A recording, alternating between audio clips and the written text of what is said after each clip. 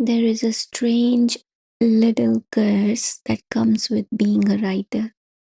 You spend so much time with the story while you're writing it, reading it, changing it, questioning every sentence, sometimes loving it and sometimes wondering why you ever started it. That once it is finally finished, you rarely want to go back and read it again. At least that has often been true for me. And yet, I was looking through my book. Uh, the title of the book is Who Ate Her Heart? And I thought perhaps there is another way of returning to these stories. Not to judge them, not even really to read them as a writer, but simply to tell them quietly to someone at the end of a long day, maybe someone lying in bed trying to convince a mind that still has like 20 things to think about. Actually, none of them need to be solved tonight. So, tonight, for this read to sleep, I thought I would read you one of my own stories. I wrote it when I was fairly young, so let me know if you like me to read more stories from my collection. And also, if you happen to fall asleep somewhere in the middle of it, I promise I will not be offended. In fact, for once, an author may be quite pleased that somebody didn't make it to the final page. This whole collection is kind of magical. There are witches, forest, a fairy, and that peculiar kind of magic that belongs to stories where the impossible doesn't need to explain itself very much.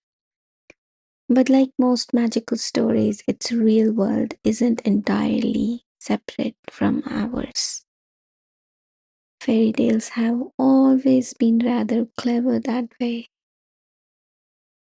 They give our fears strange faces. They turn loneliness into forests, desire into spells, and loss into curses.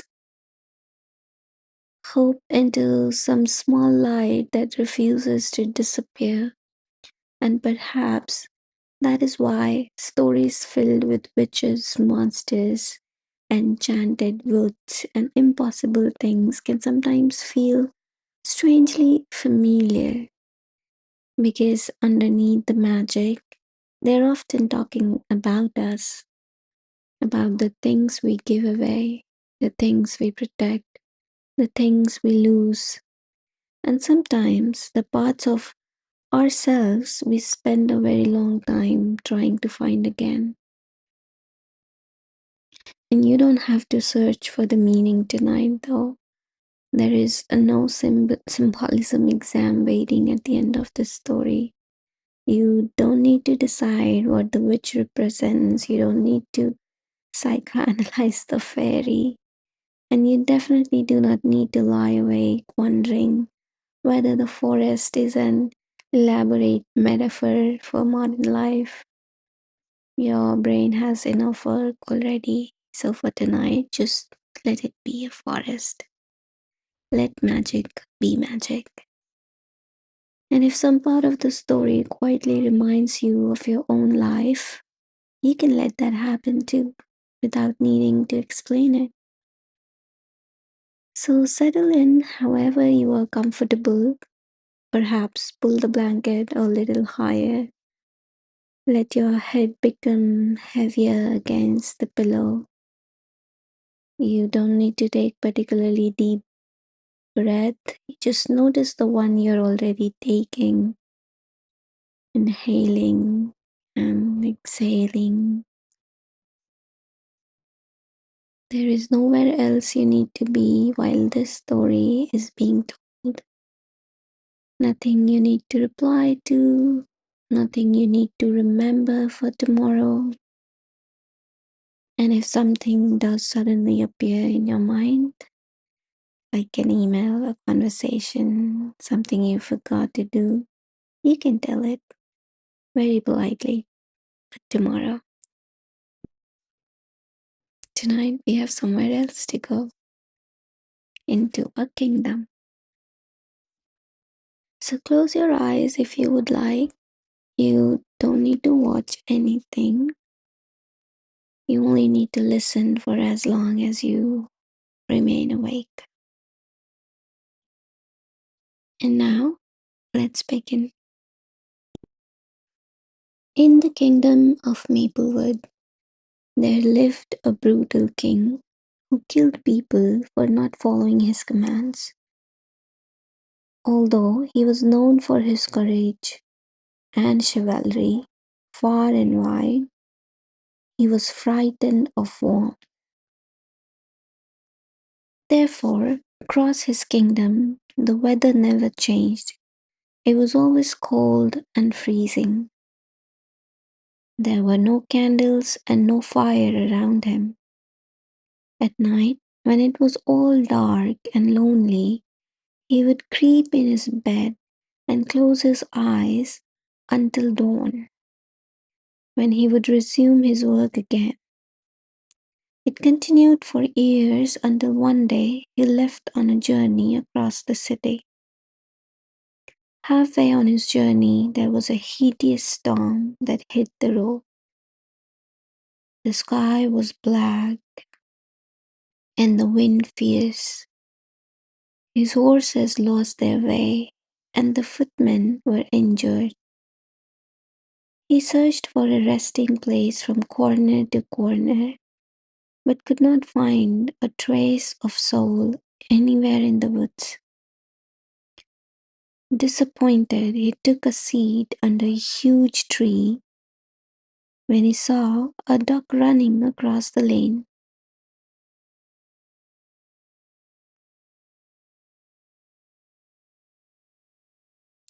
The king followed the duck, assuming it would lead to its owner somewhere and he could find a resting place for the night. And rightfully, the duck led the king to a small shabby hut where the candle flickered in the wind. The king was hesitant to enter as he feared warmth. But the weather was getting worse, so he knocked at the door.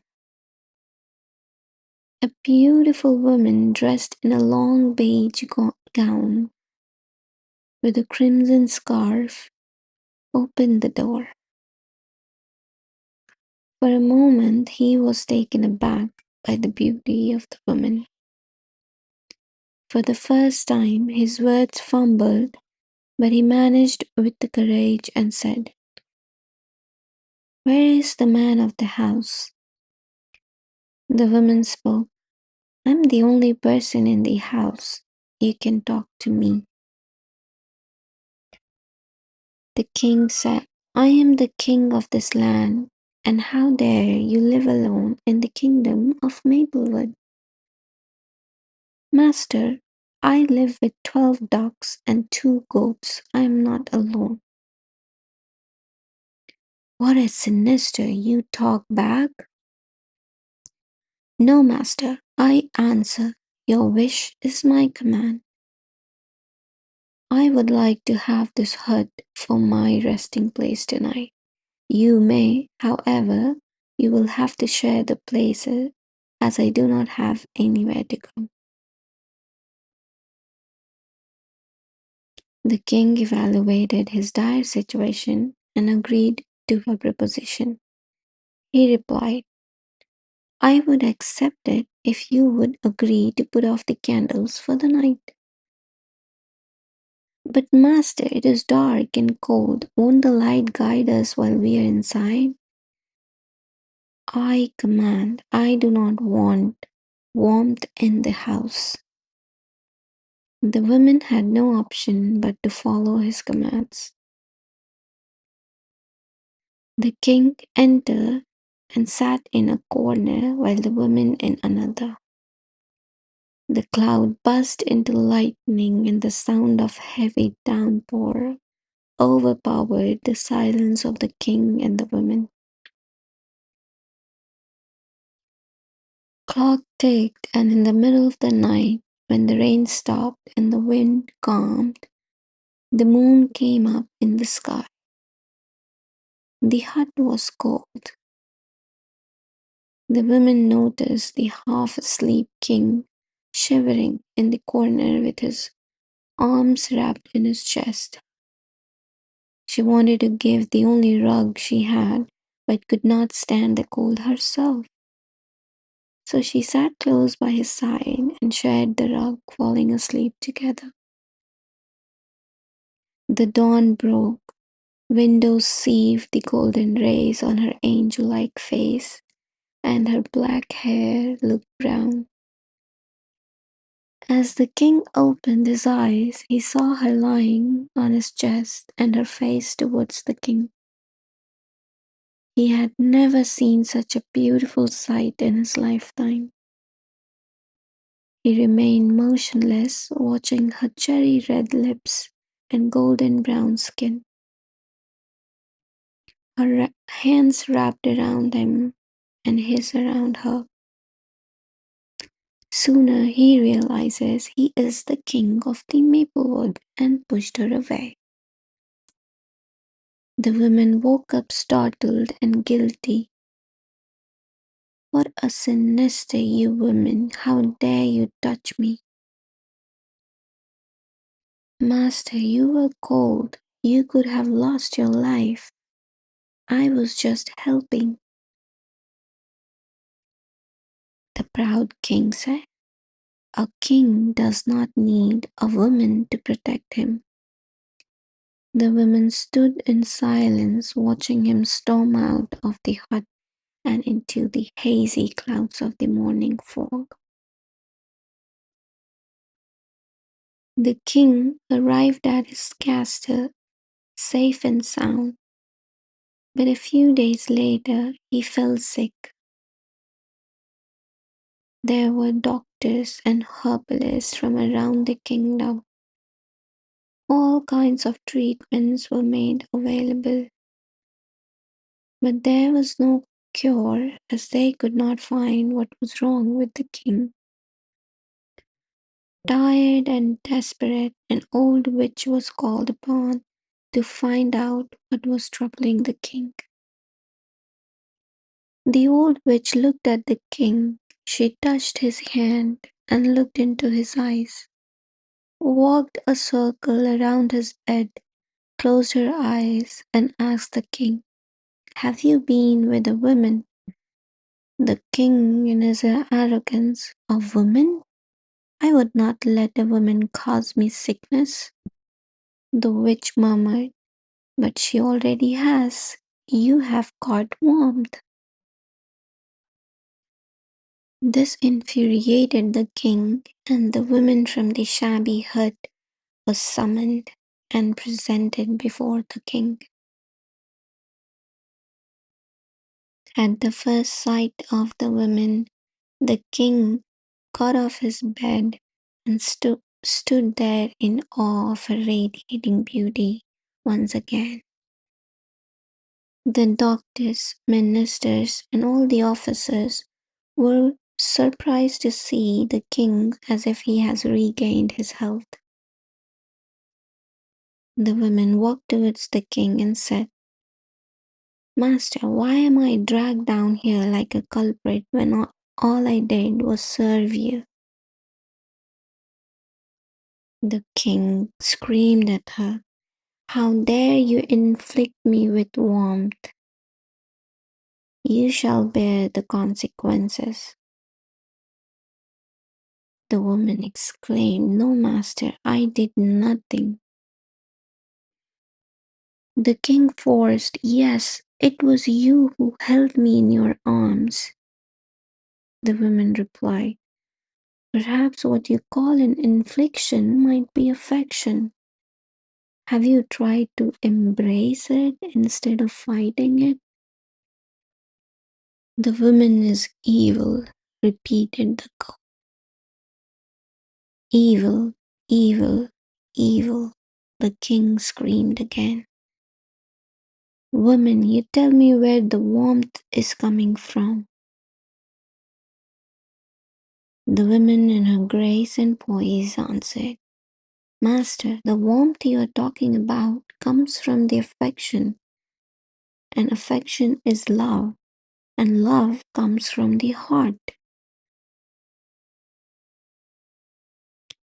Then eat your heart right there, right now, the king commanded. The court shouted one after another, Eat your heart, eat your heart. But master, it will not cure your sickness. You talk back. No, master, I answer. Your wish is my command. The woman stabs her heart out and eats it. The king fell on the ground with the very first tear in his eyes. His heart ached and his body burned. The king, in his frail voice, What have you done to me, you witch? Why is the warmth coming? Where is the warmth coming from? The woman replied, Master, I am cold.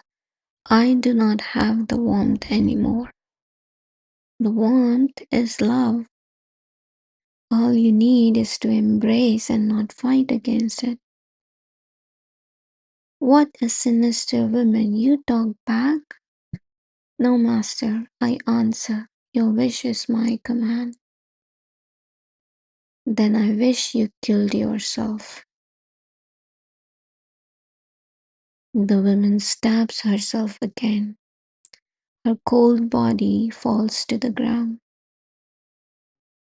The king rushed to her and held her close to his heart. His body was on fire and his eyes were like a river flowing into the sea. Tell me, why do I burn? The woman replies, Master, it is not my heart, it is yours. You have not got warmth. It was the absence of warmth that caused the fear. You are not sick, you are in love with me.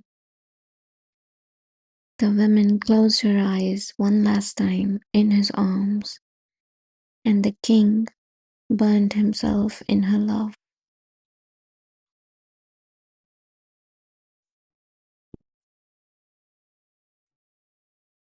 And that is where we will leave the story tonight. Perhaps you followed all of it. Perhaps somewhere along the way, the forest became a little hazy. The characters started drifting further away, and you lost a few sentences. And that is perfectly alright.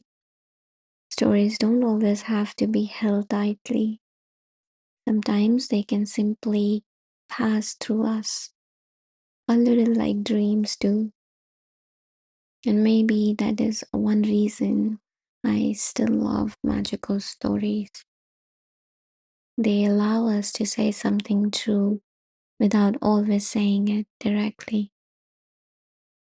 A heart doesn't only have to be a heart. A forest doesn't only have to be a forest.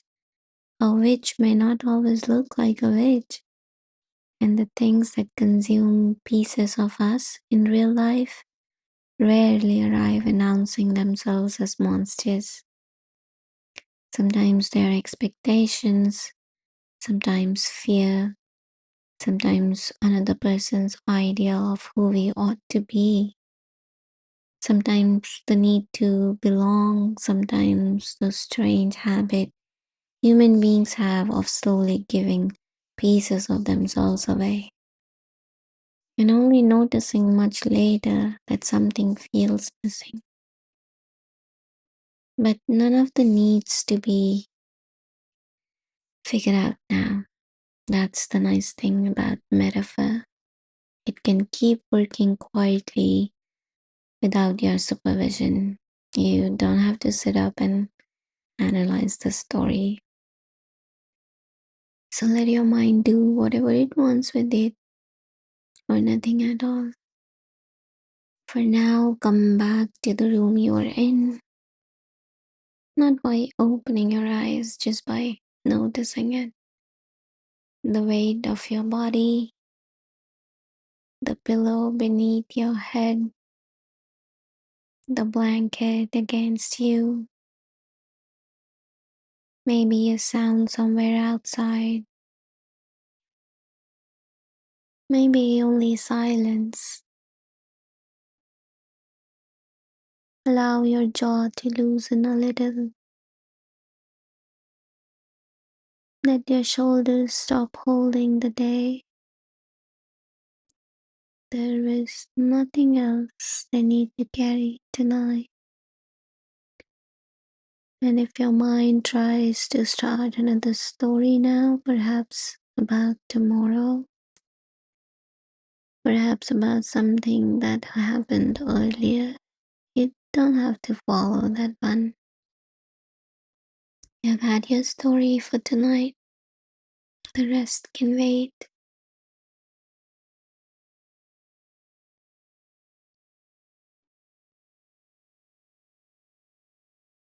There is something almost amusing about how impossible sleep becomes the moment we turn it into a task. So don't make it a task, just stay here, resting, listening if you're still listening, drifting if you're already drifting. And perhaps remember this, that not every forest needs to be crossed tonight. Not every spell needs to be broken tonight. Not every question needs an answer tonight. Some things look different in daylight. So, wherever this story found you, I hope it leaves you a little quieter than it found you. This was a story from Who Ate Her Heart, and this is Read to Sleep. I will leave you here now, somewhere between the story and sleep. Good night.